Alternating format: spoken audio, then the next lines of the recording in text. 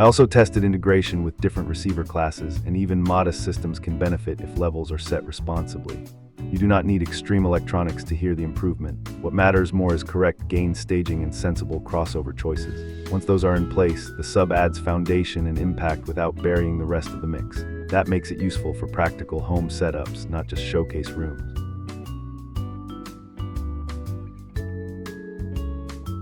I liked how well it integrated with a full surround setup when crossover and timing were adjusted properly. Explosions and cinematic effects had weight, but dialogue and mid-range clarity stayed intact. That balance is crucial, because huge bass is only useful if the rest of the mix remains intelligible. With proper calibration, this sub adds drama and depth without turning every scene into muddy rumble.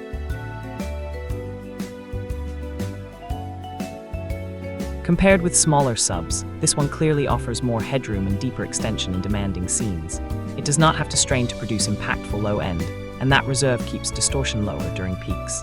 I hear the difference most in large-scale movie tracks where sustained bass can collapse weaker units. Here, the system stays composed and confident, which makes the experience feel far more cinematic. I would still recommend calibration and measurement if possible, because a big sub can create room mode problems when dropped in blindly. Once those issues are addressed, the payoff is substantial. Bass becomes smoother, punchier, and easier to integrate with mains. Without that work, performance can feel boomy or uneven. This is one of those components where setup quality directly determines whether the result feels amazing or messy. My overall impression is that this is a high-impact subwoofer that rewards careful setup and enough room to breathe.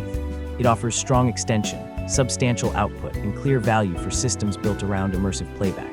It is not a subtle background component, and that is the point. For me, once positioned and tuned correctly, it becomes a powerful foundation that makes both films and music significantly more involving.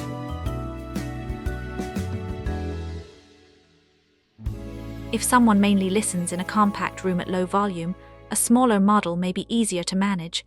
But for users who want dynamic movie nights, high-energy music sessions, and a physical low-end experience, this bigger approach makes sense. I see it as a tool with a specific mission: deliver scale and authority.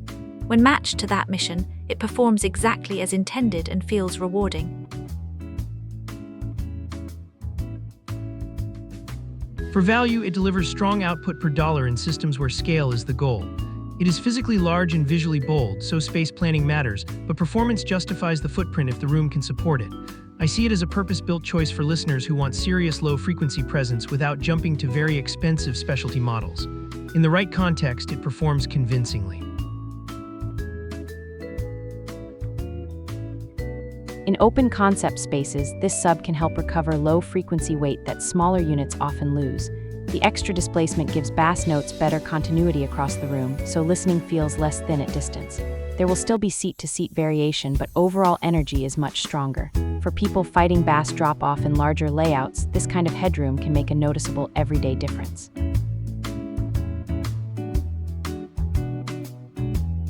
I tested this large powered subwoofer in a few real room layouts, and the first impression is pure scale.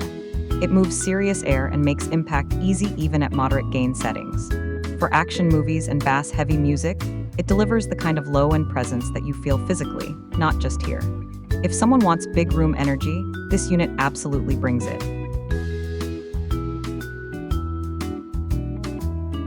Room size and placement matter a lot with a